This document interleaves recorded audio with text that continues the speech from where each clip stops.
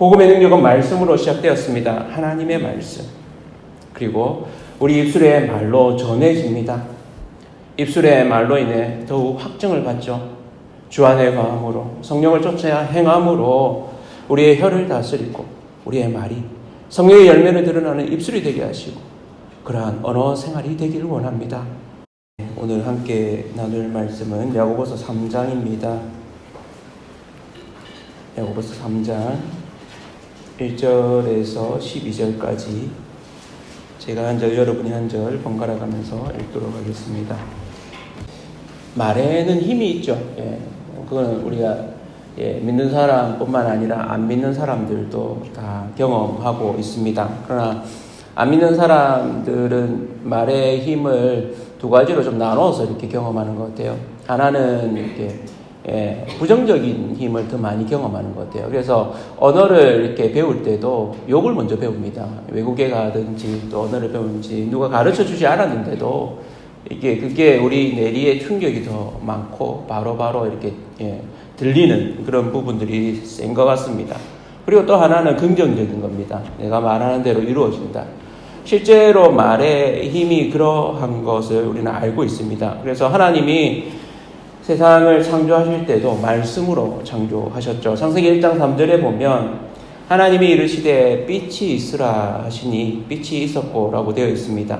말씀하신 대로 그대로 이루어지는 거죠. 그래서 이 창조의 순간에 이루어지는 이 과정 속에는 사실 우리가 볼 때는 성부 하나님만 계신 것 같지만 사실은 유심히 보면 삼위 하나님이 다 계십니다.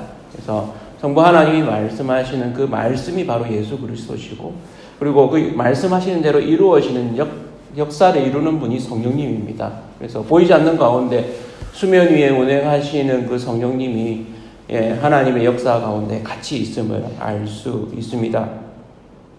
이러한 창세기의 1장에 있는 그 말씀대로 이루어지는 역사에 대한 설명이 요한복음 1장 1절에 있습니다.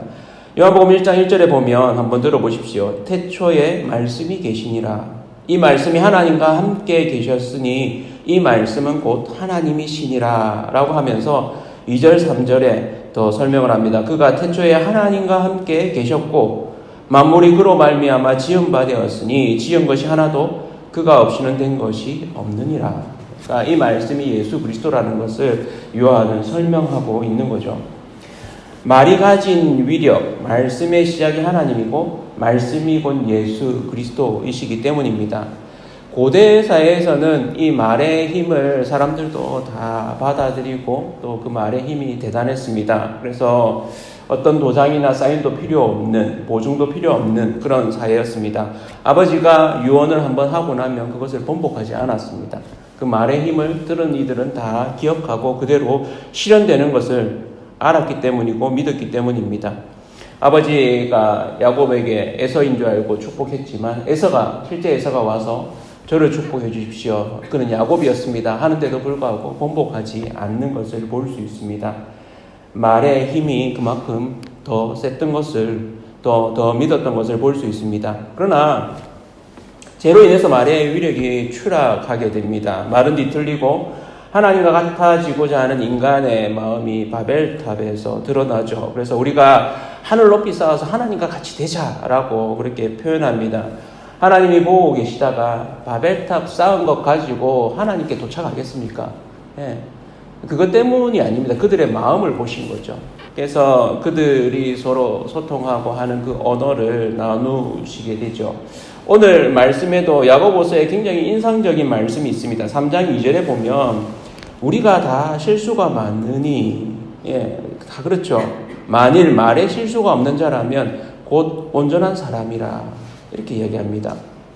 온전한 사람이 어떤 사람인가 정의한다면 말에 실수가 없는 자, 말한 대로 행하는 자, 이 사람이 온전한 사람입니다. 그래서 이 3장 2절 앞부분 1절에는 많이 선생이 되지 말라 이렇게 이야기합니다. 오히려 앞에 서면 설수록 말을 많이 하면 할수록 실수하는 부분들을 더 보게 되기 때문입니다. 실제로 그렇죠. 우리가 말한 이후에 뒤에 이렇게 주워 담을 수 없는 것을 경험하지 않습니까? 하루를 보내고 나서 저녁에 하나님 앞에 이렇게 조용히 앉으면 내가 했던 말 실수들이 막 떠오릅니다. 그때 좀 더 참을 걸. 그때 왜 이런 말을 했을까? 이런 생각들이 막 떠오르기도 합니다. 우리 속담에도 말에 대한 금언들은 참 많습니다. 한마디 말로 천냥 빚을 갚는다. 낱말은 새가 듣고 반말은 지가 듣는다. 바람는 말이 천리 간다. 이런 다양한 우리의 생활 가운데 이 말과 관련된 부분들이 상당히 많습니다. 잠언의 가르침에도 말과 관련된 가르침이 많은데 그 중에 한 구절을 본다면 한번 들어보십시오. 잠언 10장 19절에 보면 말이 많으면 허물을 면하기 어려우나 그 입술을 제어하는 자는 지혜가 있느니라. 그렇습니다. 말이 참 제어하기 힘든 부분이기도 합니다. 야고보는 이 말을 하는 혀를 몇 가지로 비유적으로 표현을 합니다. 그 비유 중에 한 가지가 배의 키라고 이야기합니다. 작지만 그 덩치 큰 배를 좌지우지한다. 또 하나는 불이라고 합니다. 모든 것을 태워버릴 수 있는 불이라고 얘기합니다. 또 하나는 죽이는 독이 가득한 것이다 라고 합니다. 다른 말로 하면 독약이 되겠죠. 그래서 말이 가진 힘을 그는 잘 알고 있었습니다. 배가 그 작은 키 하나로 조종이 되어지고 불이 한번 일어나면 온 산을 태우고 남습니다. 혀가 가진 이 위력은 우리의 삶 가운데서 여전히 있습니다. 우리가 말 한마디로 사람을 죽이게까지 될 수 있다는 걸 알고 있죠. 인터넷이 발달해서 말이 더 적어진 것 같지만 사실은 댓글이라는 그런 글들로 인해서 사람들이 또 상처를 받기도 하고 그로 인해서 심지어 자살하는 사람도 있습니다. 말이 가진 위력이 얼마나 큰지 그 힘이 얼마나 센지 우리는 끊임없이 겪습니다. 복음은 들음에서 난다고 했습니다. 곧 복음은 말씀이죠. 말로 전해집니다. 복음의 능력은 말로 전달됩니다. 복음의 능력이 말로 드러난다는 것이죠. 그래서 우리의 언어가 복음의 언어가 더 되기를 소원합니다. 어떻게 하면 복음의 언어가 될 수 있을까요? 제프 벤더스텔트라고 하는 분이 복음의 언어라는 책을 쓰면서 우리 모든 사람은 심지어 믿는 사람까지도 우리의 언어가 불신자와 비슷하다라고 이렇게 표현합니다. 그래서 저는 이 복음의 언어가 더 풍부해지기 위해서 뭐가 많아야 되느냐? 감사의 언어, 축복의 언어, 격려의 언어 이런 언어들이 참 많아야 된다고 생각합니다.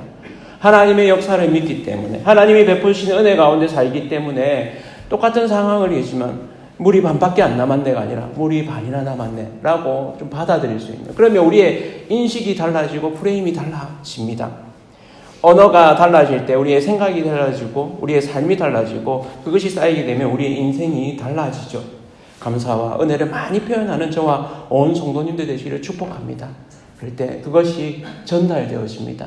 어떤 사람이 똑같은 상황을 보면서 다르게 이야기하는 걸 보면서 우리의 인식이 바뀌는 것들을 경험합니다.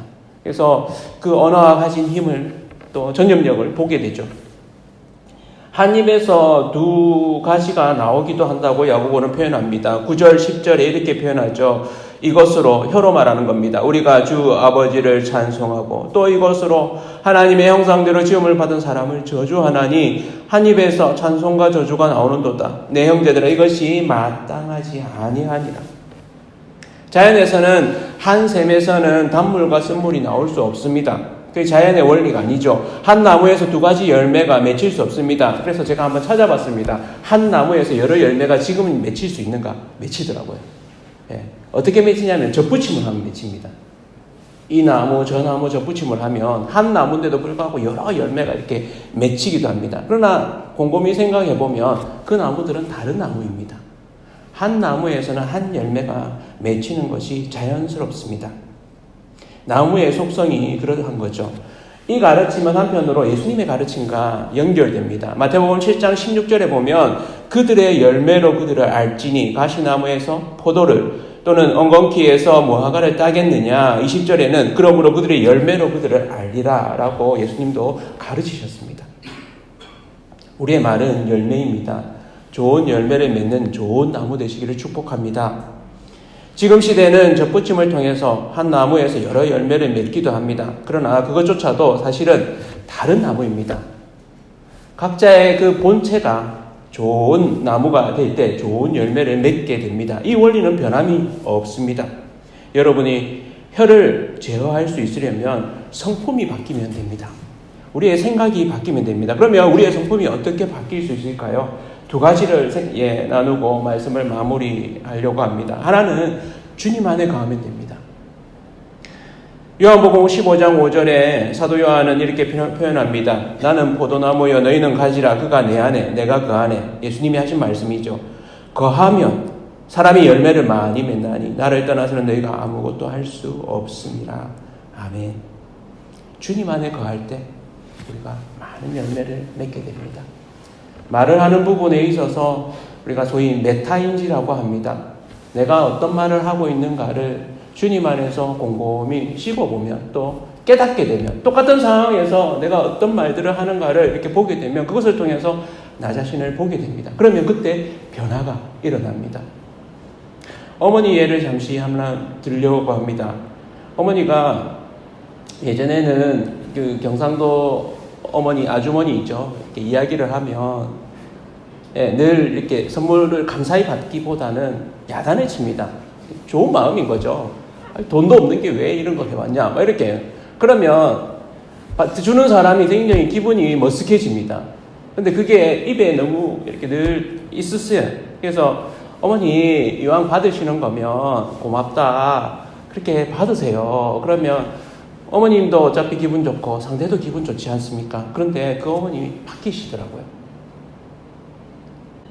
우리의 하는 언어 생활들이 생각보다 경청이 참 늦습니다. 오늘 야고보도 듣기를 속히하라 이렇게 얘기했는데 우리 자신을 늘 돌아보는, 그래서 나의 언어 생활이 참 부족하다는 걸 저도 끊임없이 느낍니다.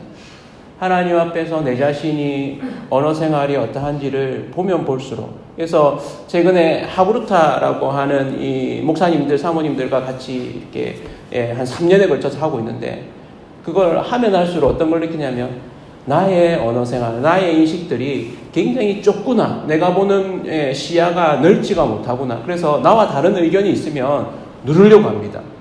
내 의견을 이렇게 설득해서 그 목사님으로 하여금 내 의견에 동조하도록 만들려고 합니다. 그런데 최근에 인식이 좀 바뀌고 있습니다. 아, 이분은 다른 의견을 가지고 있구나. 이분의 입장에서 내가 한번 생각해보자. 그러면 풍성해지더라고요. 아, 이렇게 볼 수도 있구나 라고 하는 부분들이 생기더라고요. 주님 안에 거하심으로 인해서 여러분 자신을 더 성숙함으로 이끄시는 저와 성도님들 되기를 원합니다. 두 번째는 성령을 쫓아 행하는 것입니다. 갈라디아서 5장 25절에 보면 만일 우리가 성령으로 살면 또한 성령으로 행할지니 라고 말하면서 이 앞부분에 성령의 열매에 대한 이야기를 합니다. 5장 22절 23절인데 우리가 잘 아는 구절이죠. 오직 성령의 열매는 사랑과 희락과 화평과 오래 참음과 자비와 양성과 충성과 온유와 절제니 이 같은 것을 금지할 법이 없느니라. 성령의 열매, 이 9가지 성령의 열매가 복수형일 것 같죠? 단수형입니다. 하나의 열매로 맺힌다는 겁니다. 어떤 사람이 사랑의 열매가 더 있고 절제의 열매가 있는 것이 아니라 한 사람 안에서, 한 교회 안에서 이 성령의 열매가 맺힌다는 겁니다. 저와 성도님들이 성령의 열매를 많이 맺으시기를 축복합니다. 우리가 같이 살다 보면 아, 이분은 절제의 열매를 많으신, 이분은 기쁨의 열매가 많으신, 이러면서 영향을 받습니다. 교회가 성령의 열매를 같이 맺게 됩니다. 약한 부분이 있으면 그 약한 부분이 공동체적으로 같이 약해집니다. 이게 참 묘하죠. 리더십도 마찬가지입니다. 사람의 성품 가운데서도 약한 부분이 있으면 그 약한 부분 때문에 다른 부분들이 더 크지 못하는, 채워지지 않는 부분들이 생깁니다. 성령을 쫓아 행함으로 인해서 우리의 언어가, 우리의 혀가 제어되기를 소원합니다. 복음의 능력은 말씀으로 시작되었습니다. 하나님의 말씀. 그리고 우리 입술의 말로 전해집니다.